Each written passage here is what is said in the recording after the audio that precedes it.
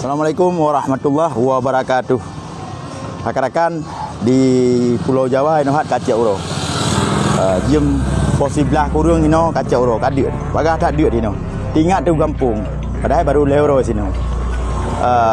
Jadi rakan-rakan long besina kunjungi kena Jakarta na tugas ataupun na keperluan na nedam kita leuro ku uro ataupun 3 minggu.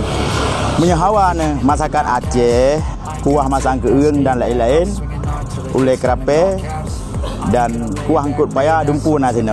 Meja aju kena bak warung bu masakan Aceh Kak Ipah. Adapun warung Cuknya. Satu alamat ji tak baca sama-sama. Baik sampai leuro Jakarta payah kirim bubungkuh di rumah. Nyo kan acan saga nyo. Kata hek tu. Jadi sini dumpu nak masakan Aceh. Jadi nak tinggal nak kampung kena wajib meja. Dumpu tersedia. Mau makan Cuknya. Tersedia masakan khas Aceh, mi Aceh. Nasi remas. Jalan Danau Limbutu. Blok D2 nomor 2 depan SMP Pluh Ben Hill, Jakarta Pusat. Nah, nomor HP ni catat. Nah, mbak.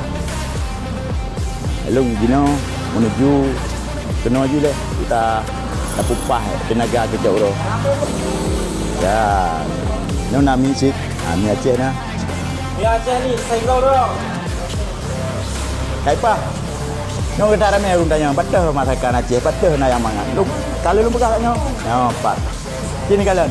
Tapang dia lu semua kan? Ujung jaro orang Cuknya habis nyo. Kena je. Nah, hawan payek. Nyapu yang, kaipa?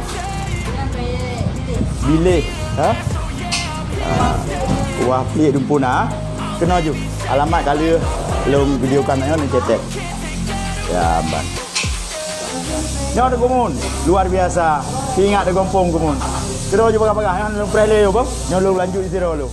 Assalamualaikum warahmatullahi wabarakatuh.